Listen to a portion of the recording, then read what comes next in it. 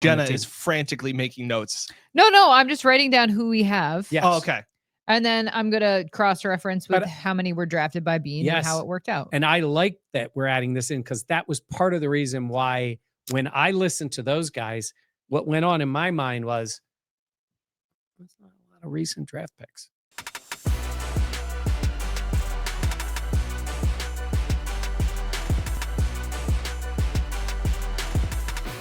This is the Buffalo Plus Podcast, brought to you by Connors and Ferris. All right, welcome back to the Buffalo Plus Podcast, presented by Connors and Ferris. Mike Catalana, Dan Fates, I am Jenna Cottrell. Please be sure to like, comment, subscribe, and share this episode. We're going to talk a little bit about training camp returning to Rochester. We got a great idea from It's Always Game Day in Buffalo to talk about the 5 most impactful players of Bean's tenure. And we're also going to do, of course, credit to me. So let's start with the biggest newsworthy stuff. Yeah. And Mike Catalana, you were the one to break it on Twitter/X. The Bills coming back to Rochester. Yeah. I feel like we need to have this story, right? Since we are based in Rochester. And myself and Sal Mayorana, Vic Carucci, I'm trying to think of the few people that actually covered camp in Fredonia when it was there, but it's been in Rochester, Pittsford this long. It is coming back. They're getting all the details together. Couple of sources I talked to about it said they believe it's going to be similar to what it's been. I think there were 10 open practices. Yeah, last year. And roughly that same time, that late July, the exact date is based on the first preseason game is the way they do it. And then ending sometime in August last week, or I think it was the 8th. Yeah. So somewhere around then, 10 practices. And what I always tell people about this is, and obviously we love it there. I think a lot of our friends who covered the team in Buffalo 100% really like coming for the golf. I think the Bills like it. Yes, they do. We know the players do. Josh Allen does. Sean McDermott does. Brandon Beane. I think Josh does. I don't know if everyone does. Yeah, but when the quarterback wants to, then and Oak Hill's right down the road, and he likes that. But I always tell people the day the Bills are tired of doing this, or say it's not working for us, is the day they just stay in Orchard Park. Yeah. Mm-hmm. So, because sometimes people say to me, well, what if they move to this school or went here? They ain't doing that. Yeah. It's either Fisher. Now, this is based on what I've been told and also what they say. It's either Fisher or Orchard Park. And I don't think people understand. Obviously, I understand people in Buffalo now saying, hey, like now I got to drive back. Like that's, all this and that. But you were making the point too today on social media that like it is a central location. Okay. Yeah. And the other thing too, I think people maybe miss is that for all the other teams that go elsewhere, all the other teams that stay at their facility, it's closed. A lot of it is closed. So you're only getting your one maybe practice. You're getting your red and blue scrimmage, which is back in Buffalo, which is great for Bills fans. That always has a massive crowd for a practice. But besides that, other teams, they really limit your exposure to the players, your autographs, like all those things that kids love. Yeah. Goes away when the team keeps it at their facility. And I think it is such a rarity for NFL teams to go away. Like I remember growing up, the reason I really love football is that the Giants would have training camp at SUNY Albany. So my dad would take us, we would go. It was a similar experience.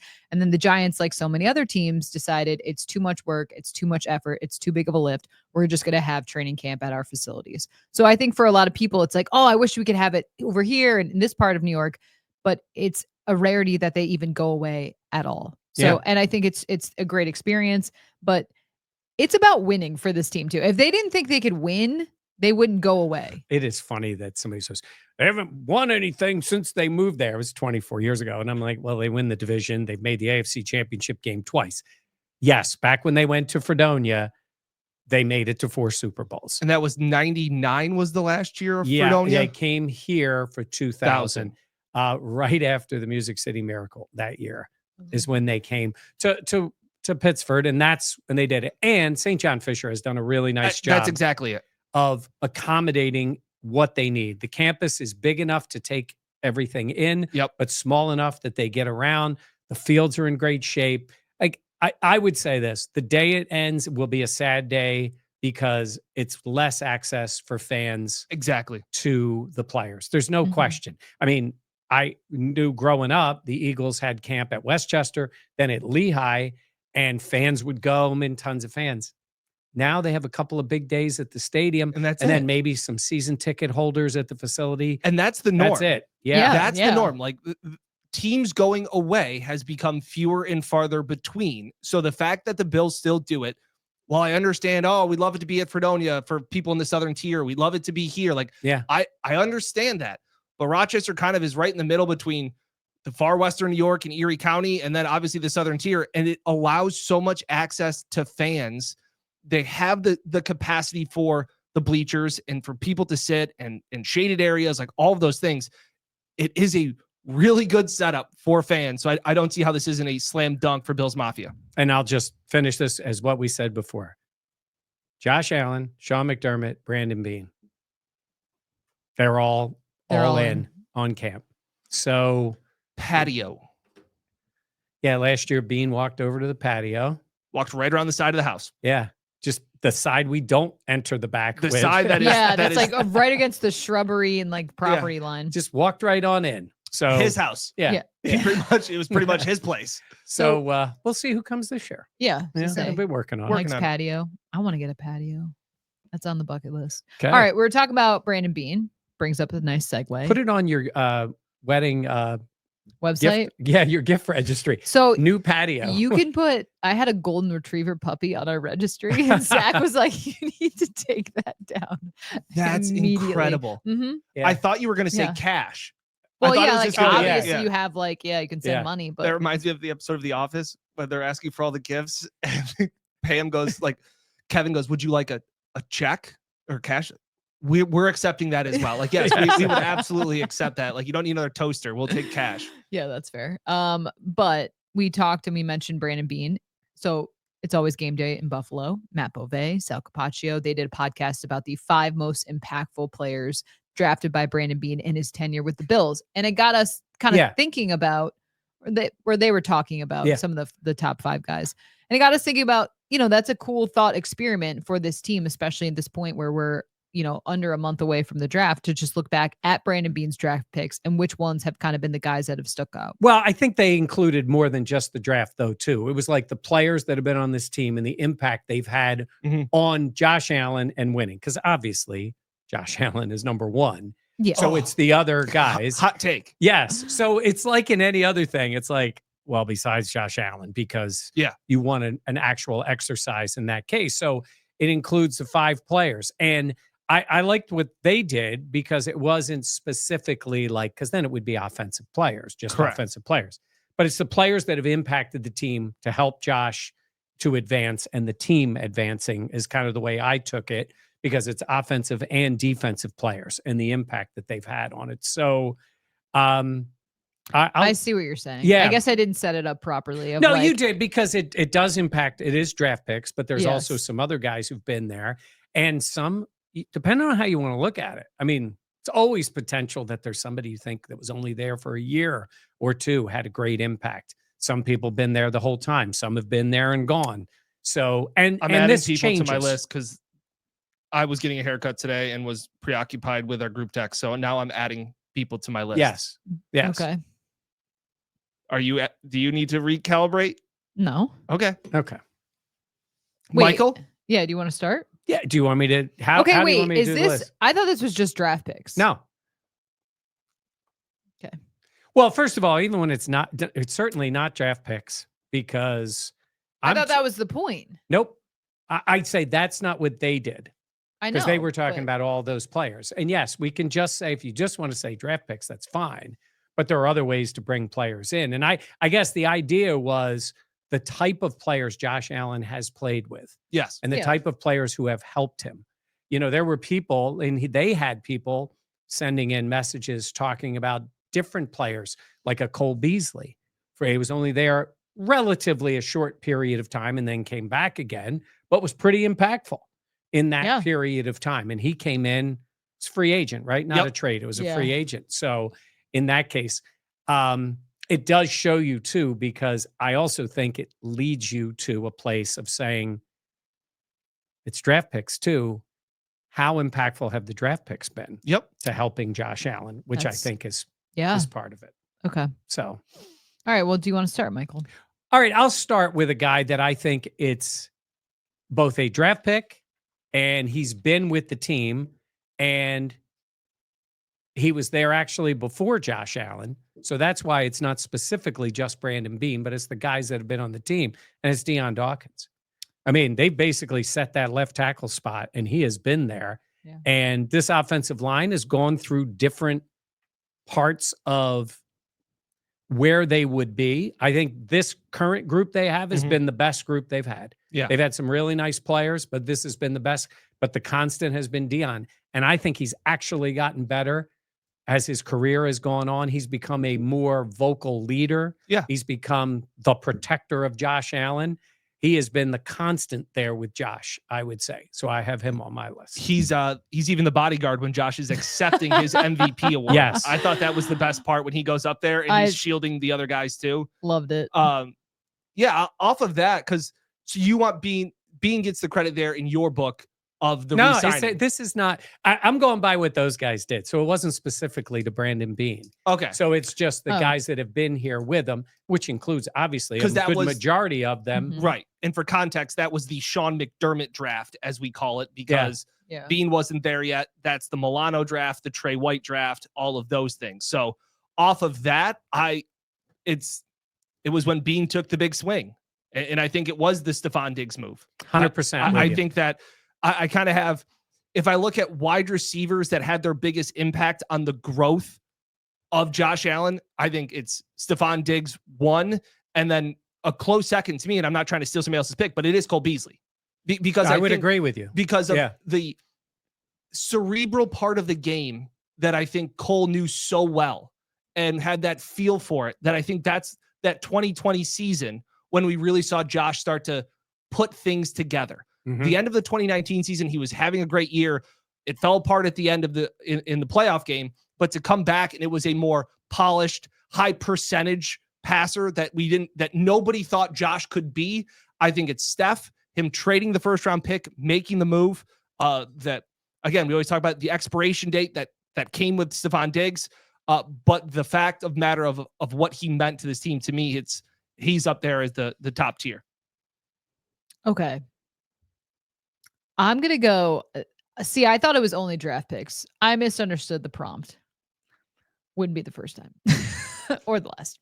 I'm actually going to go LaShawn McCoy because I think I know where you're going on this. Go obviously ahead. a little out of the box, but that's how my brain thinks sometimes, and not high. But I think LaShawn McCoy, Shady helped Josh his rookie season kind of get his swagger, learn what it's like to be a pro, what it's like to be, to be a guy that thinks highly of himself, that can play well, that can lead, that can dictate, and get a little bit of that. Hey, I'm bleeping Josh Allen. Like, you got to listen to me.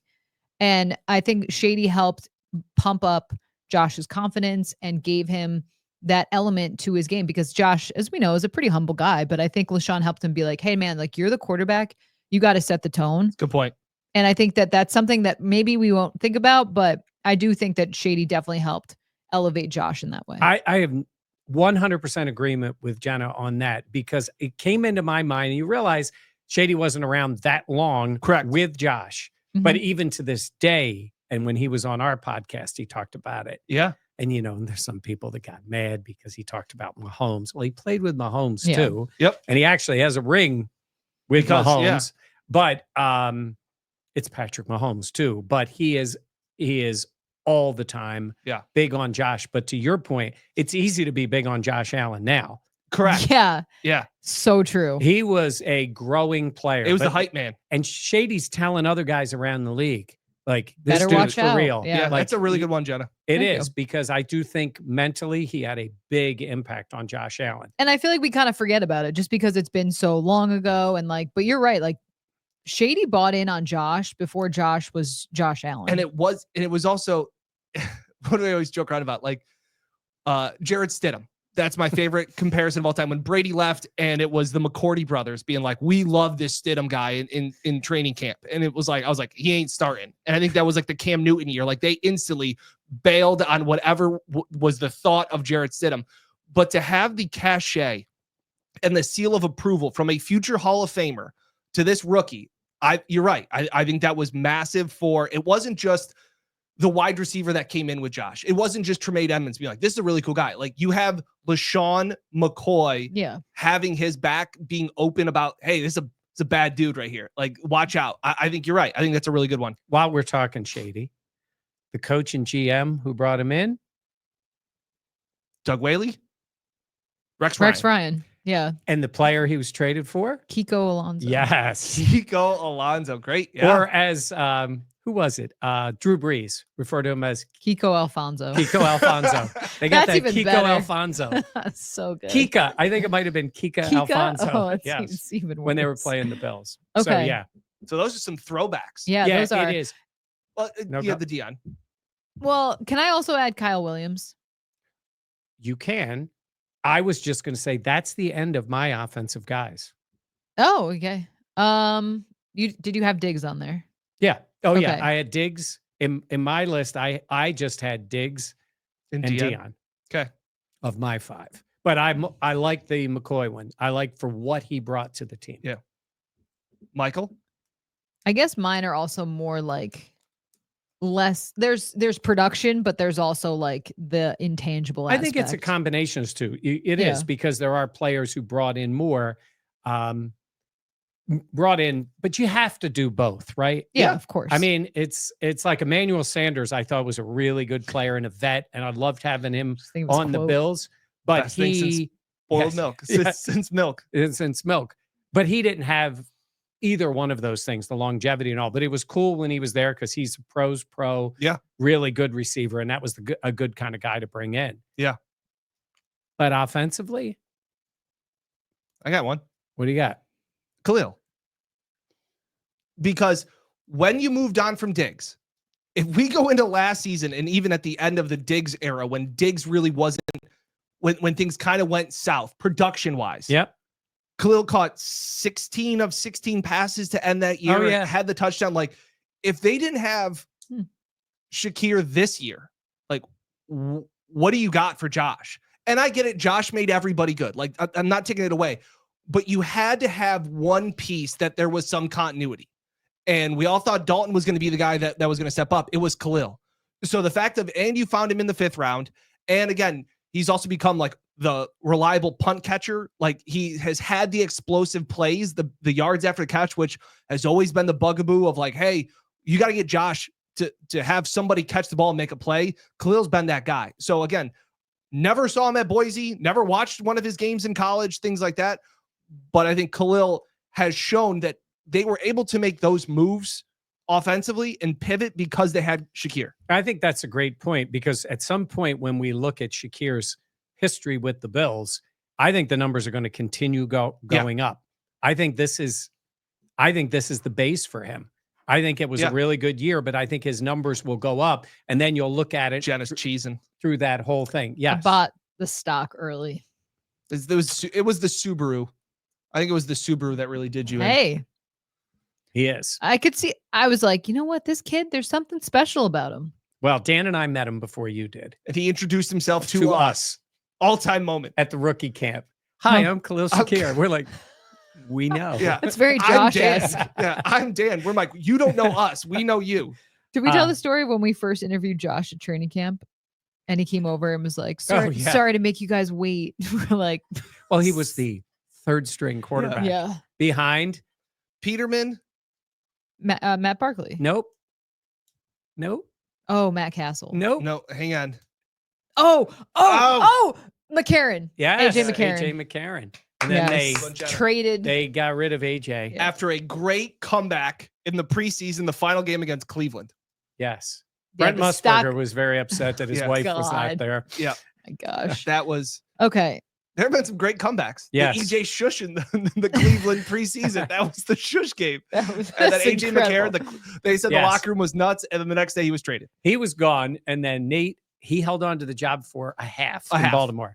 In the rain when they lost 100-6 or whatever it ended up being. Josh and Lamar's both first NFL games. And neither started. Neither right? started. Yes. Correct. All right. So far that's one guy that was drafted by Bean. Yes. In terms of the draft picks. Yes. Yeah. Because My list is weighted a certain way. So go on. Your second. So I will add a guy. Well, look, I'm going to just put them together because they're always together. That's fair. It's Poyer and Hyde. That's fair. Yeah, Mike's taking this a totally different direction. I'm taking it the way they did. I really on their thought it was just podcast. like who being drafted. And in which case, honestly, I was like, okay. Well, my point was going to be when I look at this with the 5 players is that there is not a lot of that on my list through his time. Now, understanding that the players that I was talking about mostly came in early and were there from the beginning when the growth happened for Josh and the success happened. Other guys have been there now. They've won 5 straight division titles. Yep. But when I look at the impact these players have had on his career, this next group, the group they just re-signed, could all have this impact for this next stretch. Because I've said to you guys, like, and you know, he'll play with like 3 different teams in Buffalo. Yep. Because it'll change. This is the middle team for me. Yeah. And there's some really good players on the team who may eventually, Christian Benford may end up being, they re-sign him, could end up being the best corner they've had during the whole time because Trey White was really good. Yep. But you never know how it's going to end up for Benford. So this is why I took it the way they did when they were doing their pod on the players that have been the most impactful. Jenna is frantically making notes. No, I'm just writing down who we have. Yes. Oh, okay. And then I'm going to cross-reference with how many were drafted by Bean and how it worked out. And I like that we're adding this in because that was part of the reason why when I listened to those guys, what went on in my mind was there's not a lot of recent draft picks that are in that.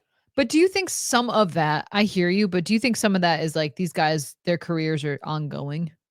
No. Yes. No, but a good example is a draft pick was Ed Oliver, who's a really nice player. He doesn't make my 5 guys list. I get what you're saying, but And I'm like Terrell Bernard. He could be one of the guys on your like absolutely. But he has just not had as much time. Exactly. He's been there, but not long enough to have the longevity and also the impact on helping to build this team and maintain it. Yeah. Maintain the that's success. Fair. Daniel. I will go again. I was much more in the Jenna, more of the recent. Yeah. But I'll say a guy that he's drafted. Here's a guy. I'll say Spencer Brown because I think he came in, had an immediate impact. And for as good as Dion has been, and he has absolutely been the Batman of the offensive line, I think Spencer Brown has shown to be a really good Robin and to anchor both sides of Josh and to stick with him and to go through what? I'm just picturing you going up to Spencer Brown and saying, he would not love that. He would not love that. Big fan, Spence. Big fan. Hilarious. I just with his 40 pack, right? Didn't he say after the Chiefs game? Him in a 30 rack. I just think that was another when they were. I see that as the start of, like you were saying, Mike, that second team. No doubt. When they retooled the offensive line, and that was a big question, and to solidify that spot and to give it, solidity. Stability. That's solidity. Wow. It's okay. That's okay. Right. It's okay. It's a Monday. It's a good try. Good effort. Yeah. Stability. Synchronicity. Oh no. I gotta wear the shirt. I gotta get the shirt back out. I'm glad you guys are doing this because this is making me think about this next stage a little differently. Yeah. Because I think these guys, if we did this same thing in a few years, these are the core guys. Now, some have been around a little bit. Yeah. But there hasn't been enough of that. Yeah. And I do think there is an influx of talent. These guys, like you mentioned, Terrell Bernard, Spencer Brown, that are getting into their primes. But that will be those guys. Yeah. And I look at them as having anchored positions that they're not chasing now. So the fact that Spencer has panned out, they've drafted, developed, and re-signed, has given them the freedom to focus elsewhere. Like if you're still trying, look, we know they've got problems on the defensive line. I don't think any of us are really going to have anybody on their D line and who's been a great impact for this defense. I understand you said possibly Kyle Williams. Like I understand that for the veteran leadership aspect Yeah, of that it. was 20. But if they were 18. having to retool both lines at the same time, that's a bit of a headache. So I think by drafting Spencer Brown in the 3rd round, by developing him and re-signing him, they can check that box off their list. And I think that's a big thing for the stability of the offense. No doubt. And it is a key position, like you're saying. Yeah. I mean, Yeah. it used to be left tackle, left tackle. It doesn't matter to me in this case, blind side, all that stuff that goes on. The game is different. Players aren't just sitting in the pocket. Yeah. It is they have core guys now in left and right tackle. And even more than Dion, Spencer's brought an edge. Oh, no doubt. He's brought the attitude and the toughness that this offensive line has wanted to be in the Sean McDermott era, and has been literally, we talk about Dion being the protector. Spencer has been the literal instigator. Like, don't go near our quarterback. Unless they're playing the Jets. Then it's Dion. Dion. Then it's Dion. Yeah. No one's taking that away from Dion. All right. I'm going to go Taryn. That seems like a very reasonable pick. I mean, he's been everything and more than, 4th round pick, all pro, or no, second team all pro. But yeah, biggest play in the history. That's fair. Some memorable plays. Individual plays in the playoffs. I mean, I would say it's bigger than the one that Terrell Bernard just made, but not by a lot. That was a massive play. To take the ball away in a game that got the Bills to the AFC Championship, just like the other one did. But yeah, Taron Johnson to the house when they're driving to tie the game was incredible. Sitting there in my basement watching the game was just a surreal. You kind of look back now. I know that people have been doing the 5-year, like what it was like 5 years ago and stuff like that, but watching that game with 7,000 people in that stadium. Yeah. You were there. I was there. Yeah. They're driving down the field. And I just remember like the Zoom interview afterwards with Taryn. Like, that's just something that like I'll never forget. Yeah. Like Renee being like, they won. And I was like, yeah, shut up. I'm on, hang on. I'm on a Zoom. I got to ask Taryn a question. And just that kind of a moment was huge. I feel like you did a screen grabs of Taryn's faces, and they were like, yeah, yes, about like what was going through your head as you're running down the field. And he has the convoy of Trey White leading him down the field. Was just awesome. I want to ask you guys, you might have mentioned on the podcast when I was away on vacation, Taryn at that time was wearing number 24. Correct. Mm-hmm. Terrell Bernard changing that number. We talked about. He's going to look smaller. 43, I thought was kind of it's like him to me. There is a good linebacker that wears 8.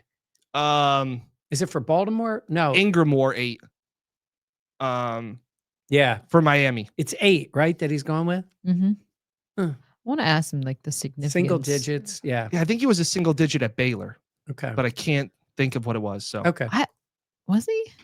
It's I just remember that Sugar Bowl that he was literally everywhere. Yeah. Well, it can't be literally everywhere. Figuratively. Oh, he was 2. Oh, was he 2? Oh, yeah. Okay. Yeah, you're right. Credit to you. To you. Yeah. I get one right, and I just want to like brush it under the table. So that is my list. You guys talk about finished my 5. That was so. I look at that list and I go, okay.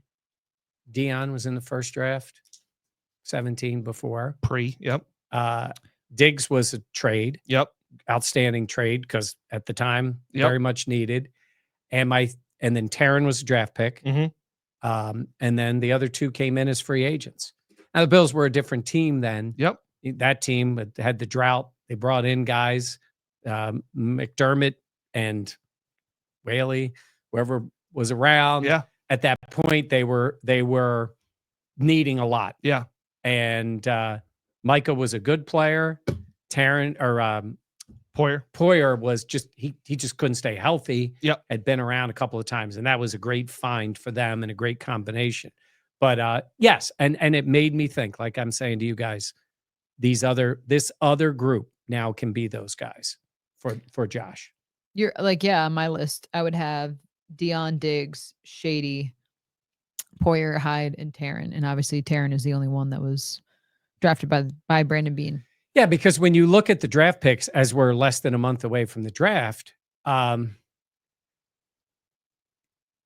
draft that we just talked about, the 22 draft, Yep. the Kaiir Elam thing, swing and a miss, is a whiff, not a good pick. The rest of that draft was really good. Yep. And they're guys you want to bring back. So Yep. an overall big positive. But looking for dudes, that's why I'm thinking there has been a lot of drafts and a lot of draft picks, and finding those guys to be those players. And you look around at other teams, you know, McDuffie came in the draft, Yep. and Chris Jones came in a draft, and they're all pro players. Yep. And they're dominant players. Yep. Big game and dominant players, let alone some of the other guys, even with the Chiefs, that Brett Veach has brought in to help Patrick Mahomes. And when we talked about the Eagles, and in recent years, the guys they have brought in and draft picks contributing right away. Yeah. Is possible. To your favorite offensive lineman, I think he may be. I had him like 6. He got bumped down my list because of adding. That would be Osiris Torrance. Nailed it. He took like a large breath before saying that. That's an outstanding draft pick. Yeah. I mean, a guy just to plug him in. He plays every game. Not every game, Mike. Every snap. He's like, it's just unbelievable. And that's when you also get to talk, when you hear Dion, who's a guy that has earned the right to come out of games in blowouts. Josh has earned the right to come out of games, to not have to take the beating on his body. And I always remember when Dion, at the end of his first year, he's like, dude, that dude played every snap. He's like, you don't understand how difficult that is, that when everybody's getting to put on the baseball cap and high five and relax and take the tape off and all these things, like Cybo's still going back in there. Like constantly every single snap. That is huge. And that was a guy that I thought we all liked at the end of the first round. And we were all like, hey, he'd be a good first round pick. I remember it was like, he was a road grader. Like this guy just moves people. And we're like sitting there, and we will get to some players to keep an eye on. We caught up at the NFL Combine. We've been teasing it for weeks, but we're going to put it in later in this podcast, the Chris Trapasso interview that Mike caught up with him at the NFL Combine. But that was another guy. And when they got him in the second round, I was like, that's a steal. Like this seems like a first round offensive lineman grade that you're getting in the second round. So yeah, he was in my top 5 and then just fell out when I started to bump some of the other guys. Yeah. In, like and you said, I Shady. don't want to dismiss a guy. He just plug and play, and he's effective, and he's a good player. And you just don't, it's nice when you have somebody you just don't even really think about in that way, other than, he just lines up and plays. No, it's very true. And I feel like a lot of fans would forget about him because he is so under the radar, but then B, like he has been such a constant that it's not, oh, who's going to win the job? What's the competition like? It's like, it's his job, and he's been at that job every snap. I was looking at, we have the, Beauvais got some slack for putting Torrance over James Cook on social media. And that was for the draft, right? Correct. Specifically draft. And that was part of what, we kind of, that was what Jenna and I think we were going off of a little bit. And we're talking about this because Beauvais is a friend of the pod and things like that, and helping, we like what they do. So are you on Beauvais' side, or would you put Cook over Torrance for best second round draft picks? No, I would say, I would be with Matt on this. I'm with Beauvais. Yeah. I would say Torrance, he plays every snap, and he's at a vital, it's guard position. And again, Cook could pass him. Right. But like, as we enter this season, Cook's had one really good year, and Torrance has had 2 solid, really good years. And one guy plays 100% of the snaps, and the other guy doesn't. Yeah. 40. In the 40s, right? It's like 43. Also, I love how you say Matt, and then you're like, oh, Beauvais. I know. Yeah, it was weird. It's Beauvais. I know, but it just... No, it's just funny. Yes. Yes. He is just Beauvais. He's Beauvais. Yeah, he is Beauvais. Bove. Worst pick. You stole my sheet. Yeah. Worst pick. I was just looking at some of these. You've talked about it before. Kaiir Elam takes the cake because it's the first rounder in all those things. Boogie Basham is a close second round pick. Yeah. When you had already drafted Rousseau. Yeah. And you double dipped on the D line, and Boogie has that was short lived. Yeah. Can we go through? Because first round picks, Josh Allen, Tremaine Edmonds, Greg Rousseau, Ed Oliver, Dalton Kincaid, Kaiir Elam. So only one player in there is Bust. a bust. And it was late in the first round. Mhm. They moved up to get him. That adds the downside. And I made the point in our last podcast because they wanted to see if there's anything there that he was still on the team and he had to end up playing in the game against the Chiefs and he got torched. And I had somebody comment and say, he didn't lose the game. I didn't say he individually lost the game, but he contributed to the loss. Yeah. And he was out there and then you now traded him and he's gone. That was the only bad first round pick. Correct. They did move up though to get Tremaine, Yep. to get Kincaid, and to get Kyer. Mhm. Obviously, they moved up to get Josh as well, but that, So they've re-signed 1, 2, 4 out of the 6, 3. and we don't know about Kincaid. Oh no, they let Tremaine walk. Josh, Rousseau. Yeah, Well, sorry. yeah, Josh, Rousseau, and Oliver. Yeah. They've all re-signed. All re-signed. All right. Second round: Osiris Torrance, James Cook, AJ Epinesa, Keon Coleman, Cole Bishop, Cody Ford, Boogie Basham. So the Boogie goes with Elam as a bust. Mhm. Certainly in Buffalo. He was with the Giants. I don't even know if he's I don't even where know he if is he's on in the the Giants. league. Yeah. There's obviously still windows open Yep. on some of the newer And guys. Cody Ford was bad. Cody Ford. Cody Ford was bad. The other two, I think Cook is a really good draft pick. Yep. And certainly we just said about Torrance. So Yep. Jury's still out on Keon and AJ Epinesa. And Do you think Bishop. you got enough value out of a second round pick for him? you know, that was highlighted because they didn't have a first that year because they had traded for Diggs. Mhm. So as Bean would like to say, Diggs was the first round pick, which is fine. And somebody right now is ready to comment that if they would have kept that pick, They could have had Justin Jefferson. but I mean, They could have taken Jalen Reagor. that's true. But I think AJ is a nice player, good player, good Yeah. to have around. I think that was not my question. No, he's not good enough for that pick. I think that's a little bit of hindsight. Well, yeah, It's I mean, all this is hindsight. all hindsight. Right. But I'm just saying, like, at the time, and he's been fine. He's been fine. It's been fine. Yeah. Fine. Yeah. And, I'm just, and I also think in my defense, in AJ's defense, he was the one out of everybody out of that draft class that got screwed over the most. So like that was the draft class where they didn't have the training camp. They didn't have the rookie mini camp. He was the one that they wanted him to slim down. He lost too much weight, all of those things. So if we're going to give, we always talk about reasons, not excuses. If I'm going to give an excuse and a pass to AJ, because he has been productive at moments and has made plays, but hasn't been good enough. That's fair to say, but he's been fine. yeah, Yeah. I agree. I mean, I think like you get value in later round. Like I'm basing this like if you were to say, was AJ Epinesa worth a second round pick? No. But then you can go further down and say, was Christian Benford, did you find value of him in the 6th round? Yes. Like this is not Yes. obviously a perfect process, but I just looking at some of these guys, it's like the value of what you would expect. I mean, Cody Ford not even on the roster, Boogie Basham not even on the roster. Like, and that's okay to say that because it's the case. All right, 3rd round: Spencer Brown, Terrell Bernard, Harrison Phillips, Dawson Knox, Devin Singletary, Dorian Williams, Zach Moss, Dwayne Carter. I mean, Carter, we don't know about. Zach Moss was an okay player. Actually played better after he left the Bills. Mm-hmm. That's pretty good. That's a good round. I mean, Spencer Brown and Terrell Bernard. Yeah. And Dorian Williams, we'll see where he is. And Knox has been. Yeah. I mean, Knox has been just a really good player for them. Solid. Really good person to have on this team. Does a lot of things. I think, and of course, where the Bills were picking, what year was that? Dawson was 2018. Yep. He came in. So with that was Josh. after, Josh. I'm just, in my mind, I'm thinking the playoff year. So they were picking a little on the later side. So it was later picked in that round.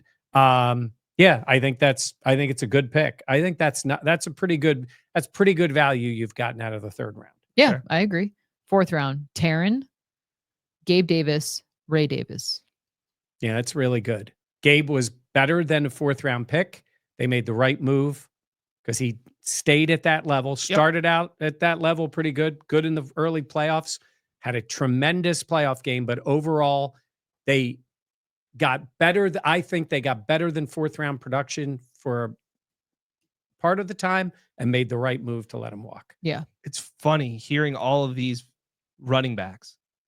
Yeah. They've Like, used a lot of picks on backs. They've used Yeah. a lot of picks on running backs, and there's the thought that you got your guy, but does Bean also say, I've been able to find value in the 3rd round, and I've been able to find talent in the 4th round of a back. Especially in this year's draft's got a lot of backs. Mm-hmm.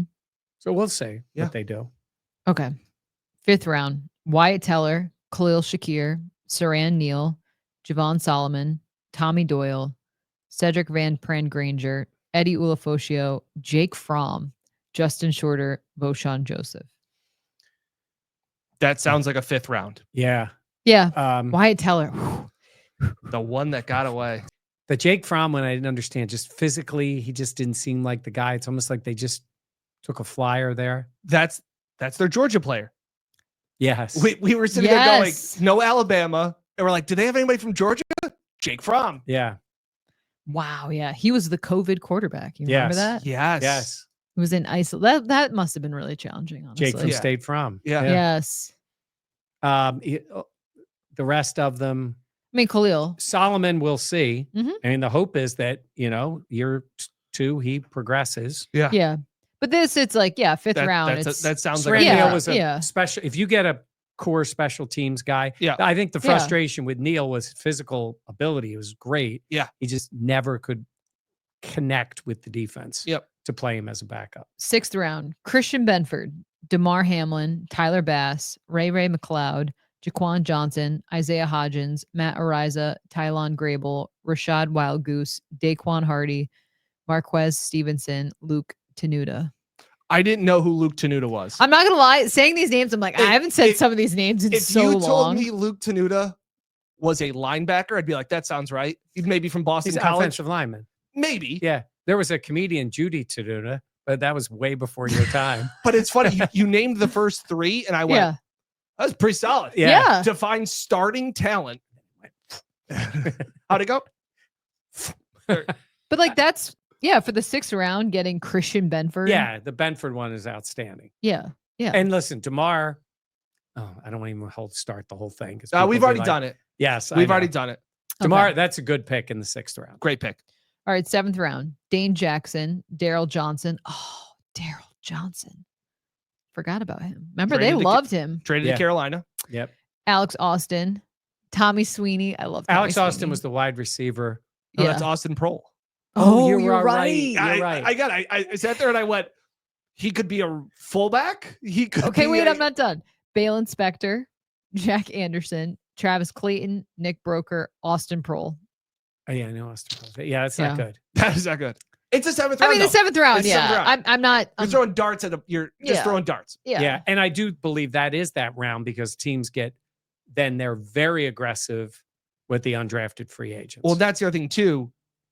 We've learned from a couple of Rochester guys, you don't want to get drafted in the 7th round. In reality, you'd rather pull your name out of the draft and then get to choose where you want to be. And those are usually 3-year deals. So you actually hit free agency earlier as an undrafted player. So Yeah. 7th round is there is something to be said for being drafted. being drafted Yeah. and having that attached to you and attached 100%. to the GM. 100%. But the and they Bills like again, that. But they the have- Bills will, yeah. they have 10 picks. A 7th rounder is probably not going to make this roster coming up after this draft.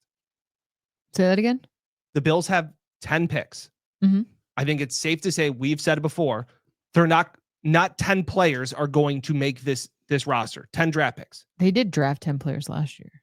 And how many are still on the team? I'm not saying. I'm saying they used all those picks though. My point is that they won't all be on the team. That's fair. So you should just package them anyways and move up. That's totally what you should do. Well, actually. Well, actually. So, yeah. Okay. This was interesting. Yeah. Let I us think know in we the should- comments what you guys think. Do you think we should save Chris? No, I want to put Chris in here. Okay, because 'Cause it's good. Because Yeah. I think we just listed a whole bunch of names. I think it's telling to go into names.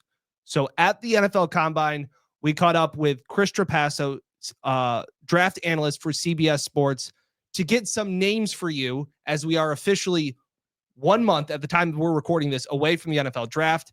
Here's Chris Trapasso and Mike Catalano. So when you look at the Bills coming into the draft, you're thinking defensive line help, maybe wide receiver help. Is that where you see this team right now? Yeah, mostly. I think safety and cornerback too, especially with the hiring of Ryan Nielsen, who has a long history of playing a lot of man coverage on his defenses. Obviously, he's not the defensive coordinator, but we did see late in the season in the AFC title game, the Bills tried to play more man coverage. They just didn't have the speed and athleticism. So I think it certainly starts in the trenches, and that's not just going off the Super Bowl and watching the Eagles, but we always get those copycat kind of philosophies in the draft. D tackle, edge rusher, safety, and then wide receiver. So let's talk about the D tackles. The D line in general for this team, they've spent a lot of resources, a lot of money, a lot of draft picks, and they're still not there. Do you see, as you mentioned, maybe some changes in the staff? Do you sense any sort of change in philosophy and then finding those players that would fit that? Yeah, the one that really sticks out to me is in the Brandon Beane and Sean McDermott era, they have normally gone with that bigger nose tackle next to Ed Oliver via a veteran, whether it be a trade, whether it be a Star Lotulelei, a Quentin Jefferson.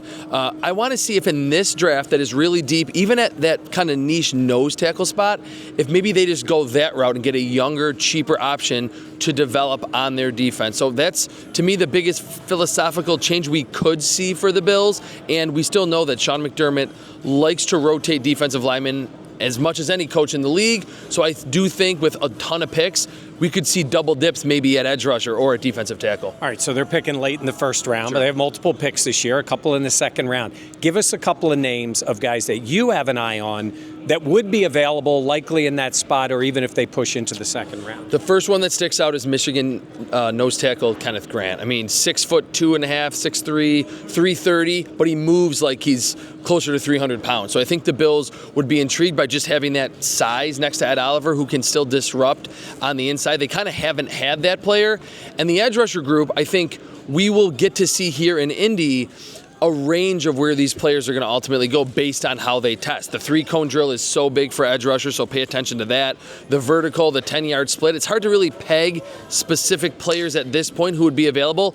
After the combine, though, we'll have a good idea who certainly won't be there or guys that could fall to them at 30 or with one of those 2 picks in the second round. So the Bills have had a tendency to want to trade up and get guys. And I know this draft seems to have the overall mindset that it might be deeper, but maybe not the higher end players. Is there somebody out there for this team that you would think, boy, if they're going to make a move up on the defensive line, whether that's an edge rusher or an interior player, that they would at least have some interest in trying to make a move? My favorite, who I also think fits what the Bills want, is James Pierce, the edge rusher from Tennessee. He's going to be a little bit underweight, maybe 250-ish range, but he's like 6'5", back-to-back years with a pressure rate of over 20% in the SEC, which is an incredibly high number. All the tools are there. He kind of fits the mold of a Spencer Brown or a Dawson Knox that have all the athleticism but need to be really developed in terms of the nuances of playing their position. And right now, pre-combine, there's not an insane amount of buzz for him where the Bills would have to trade up into the top 10 or something crazy astronomical. But if he's there mid-portion of round 1 or into the 20s, that would make a lot of sense for someone that I think has the raw skills to be good in year 1, but in year 3 could be like an all-pro type edge rusher. Let's go into the secondary because we're not sure at this time. You know, Rasul Douglas is a free agent. Obviously, I think they want to get Benford signed, maybe to a longer-term deal. But in terms of the type of player that they may look for. We know the type they've had at safety. We know the type they've had at corner. Do you believe any of that changes? You talked about playing more man coverage. And do you see players out there, maybe not even in the first round, but that look like a Bills type of player? Yeah, that's a really good question because this is the first potential philosophical shift that we could see in the secondary in the whole Sean McDermott era because of, like, again, the hiring of Ryan Nielsen and that they wanted to play more man and did play more man in the playoffs. At corner, I think there are those types in that range, and we're going to see some low 4'3", 40-inch vertical type players that maybe aren't perfect prospects right now. Maxwell Hairston from Kentucky is one. Ezria Thomas from Florida State, another. That they don't look like finished products. They look like guys, though, that Sean McDermott, if they do want to play more man, would love to get his hands on. 2 other names at corner, Siobhan Revelle from East Carolina, and my personal favorite for what the Bills should be kind of gravitating toward, Benjamin Morrison from Notre Dame. probably would have been an early first-round pick had he not gotten injured. He got injured like late September, early October. Man coverage skills through the roof. So I think at that position and at safety, probably won't see as much change. They have Cole Bishop, they have Taylor Rapp under contract, but at corner there's a lot of intrigue because they're going to want a different type of cornerback this year. So if the draft was held now and Kaiir Elam was in the draft, would he, based on his history, be the type of player, if you're going to make this philosophical change, that they would have been looking for? You're following where I am. Sure, with this. that's an even better question. I think the pitfalls with Kaiir Elam was that in the SEC, he was so big and so long and so physical, he could suffocate even really talented SEC receivers at the line. In the NFL, all the receivers can get off the line of scrimmage. In terms of athleticism, speed, burst, change of direction skill, that was really not Kaiir Elam's strengths. Like, he was not this ultra twitchy, big time athlete. There are those types in this class. Maybe they're not going to be able to suffocate wide receivers at the line in press coverage, but being able to mirror those wide receivers, which has been a problem for Elam, I think they're a lot better, and there's more to choose from in this draft. All right, last one. We got to always talk Bills and wide receiver because they still haven't figured out the outside. Matt Collins got a lot of those snaps last year. Are there players out there that you look at for the Bills with 3 picks in the first 2 rounds that if you say they're looking for that outside guy, maybe would fall to them, maybe you pick them up in the second round? Give me a couple of names of guys. Okay, my favorite, maybe my biggest draft crush to date, Jack Bash from TCU, reminds me almost exactly of Puka Nacua. And I've gotten some pushback on that, like, whoa, Puka Nacua. Puka Nacua was a 5th-round pick, did not test very well, but does all those gritty things very well. The back shoulder, like crazy catches we saw against the Bills, yards after the catch ability, the ability to bounce off tacklers. Jack Bash from TCU does that in spades. He's my favorite, like, early round 2 wide receiver. We'll see how he tests. Could that push him up into the first round? Or if he doesn't test very well, are we talking about him later in round 2? I think he would work very well. He's big. He's like 6'1", 210 pounds. And the other, Emeka Egbuka, everyone's seen him the last couple years at Ohio State. You talked about Matt Collins, tremendous blocker on the outside. So many of those screen plays and outside runs for Travion Henderson and Quinshon Judkins were really sprung because Egbuka is big and physical and really gets after it.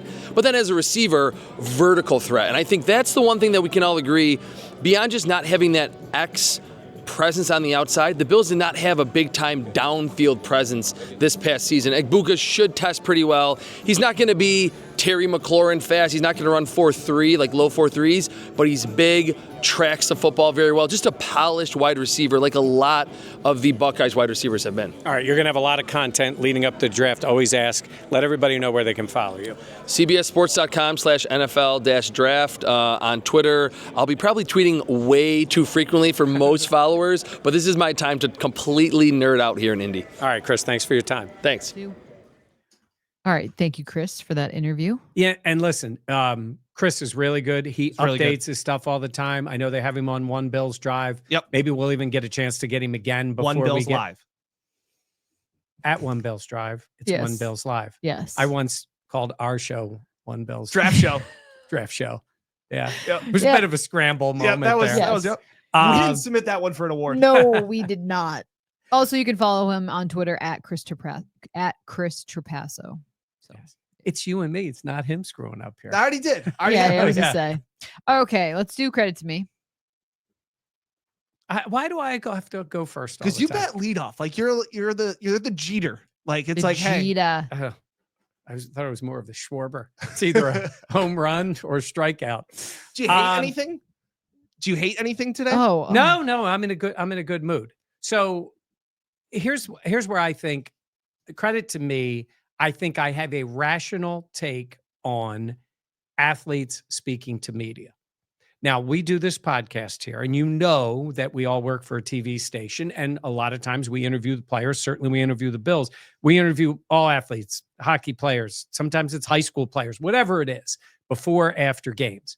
So there was a circumstance with Colin Morikawa, the golfer, and he finished second in a tournament, had a bad ending. When it was done, he did go sign some autographs, and then he left without talking to the media.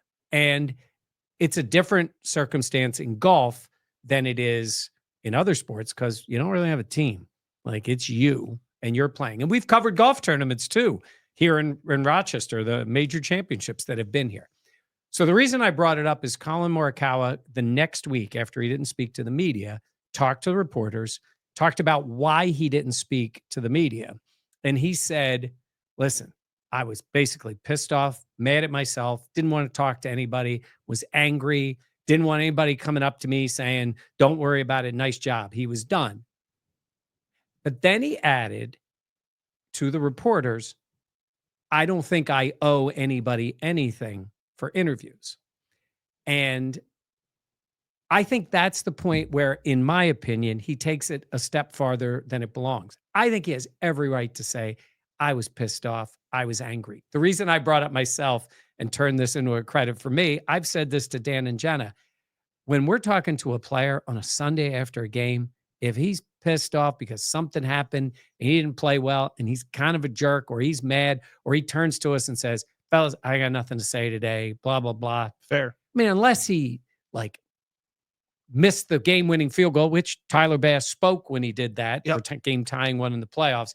Unless it was specifically about him, I'm always like, I'll cut the guy a break, especially if he's somebody who normally talks and speaks for himself. The reason I brought up no teammates is because normally what happens in a sport like football, if we don't get that player to talk, we're going to go to his teammates and then they got to talk for him. Like Stefon Diggs leaving before the media was there when they lost that Bengals game. Not cool, I thought. So that's the way it is. So my take on it is I try to get in the mind of a player. I think I always say to Dan and Jenna, if you're a jerk on Wednesday, you're probably a jerk because Wednesdays are practice days. You might be in a bad mood, but you didn't just play a game. But Sundays are different. And we got to understand it's a physical, tough game. Emotional. Like that. Very emotional. So I do try to think that way. I don't think they specifically owe us. Like, you've got to talk to reporters. But every one of those golf reporters is going to be there pumping him up when he wins a championship. And then you're not there when it falls apart at the end. It should be where you feel a responsibility to say, I need to speak for myself. I think they cut you a break when you had a tough day and you come back the next time and talk. But I do think there is, as Jenna likes to say, two things can be true at the same time. And I think that's the way it should work. Sometimes people are too hard on the players, but I don't think I like hearing a player say, I don't owe anybody anything. Mike, you've been doing this for 100 years. Like, the fact that you would understand the tone of which to ask a question. You're not going to sit there and kick a guy while he's down because, breaking news, we weren't on the field and we're not able to play football at a professional level or play on the PGA Tour at that level. So it's not like you're sitting there trying to talk down to somebody and be like, why didn't you hit a 7-iron there? Like, what were you thinking? Like, it's like, I was trying to get the ball in the hole. Like, that's what I was thinking. So I do think that, unfortunately, some of those questions, and we've seen it in our media, that have ruined press conferences when you're trying to get the story out and do our job and understand what the player's going through at that moment. Yes. Be a human. By the way, I do want to shout out Kyer Elam. And That Jenna dude always knows this. Man, when he played, got rocked in that game in London. He stood right there and talked about it. And that wasn't the only time he did that. Did not have a great Bills career, but I give him credit. He stood never up shied and away. talked. Yep. Yeah. And Which I respect. And he Even when wasn't he was a guy benched. And he was not a guy we were always going to because he wasn't a starter. So it wasn't like he was the main guy and he always talks and then shuts up when he has a bad game. So I thought that was cool. And I think his teammates appreciated that. Yeah. That's, I respect that. Credit to my wife. My wife. This is fitting, going off yours. Yeah. She bought me new golf clubs.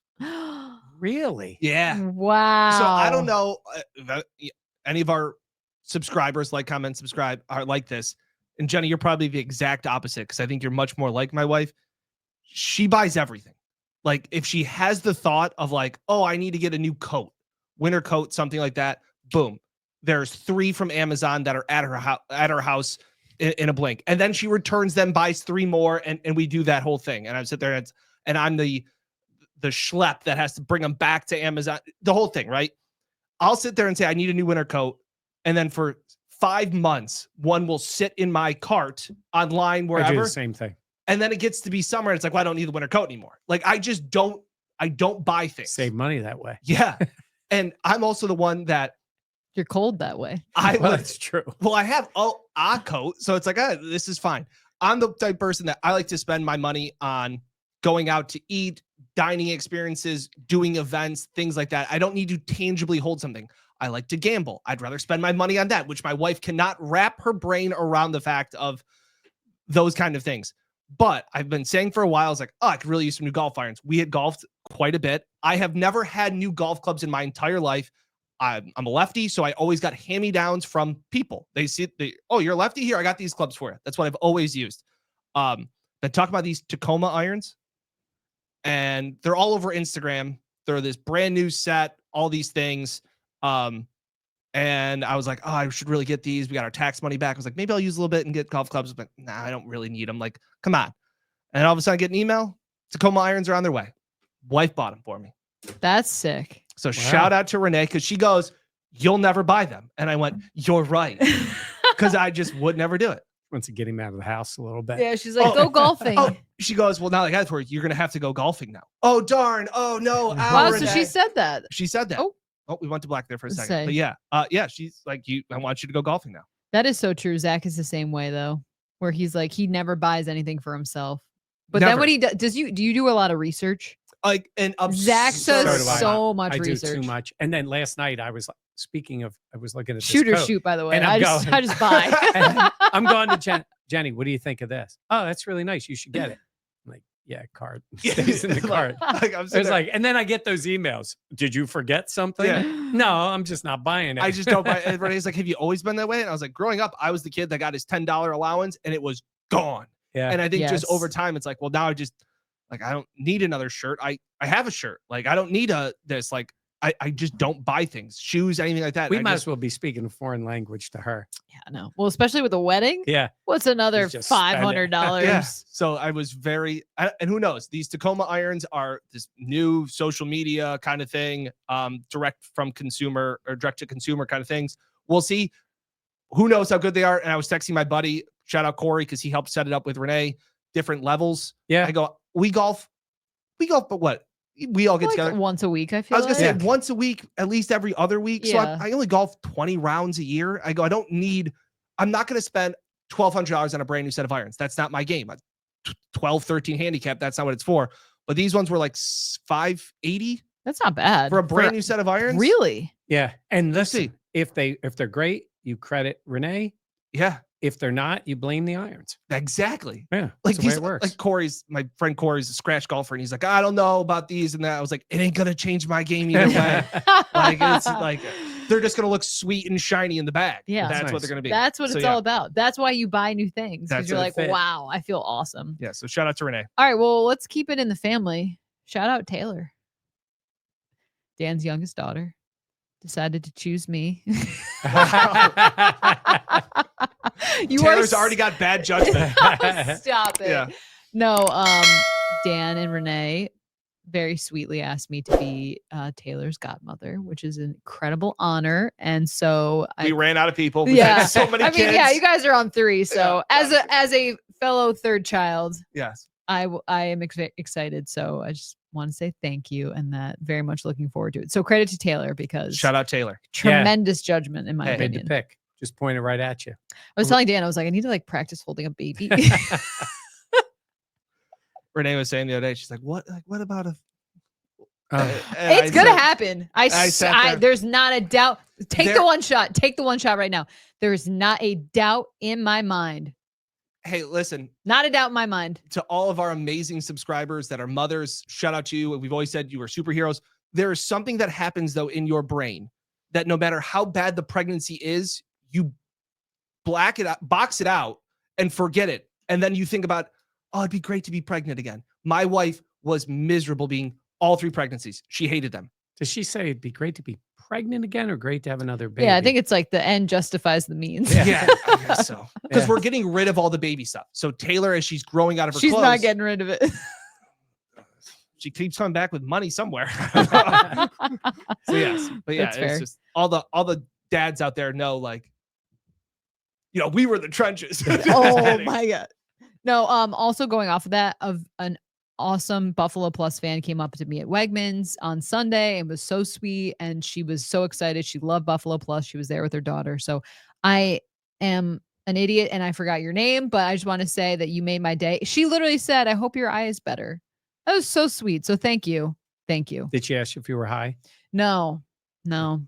Usually happens though. Yeah. All right. Thank you so much for joining us here. Please be sure to like, comment, subscribe, and share. For Mike Catalana and Dan Fates, I am Jenna Cottrell. We will catch you next time here on the Buffalo Plus podcast presented by Connors and Ferris.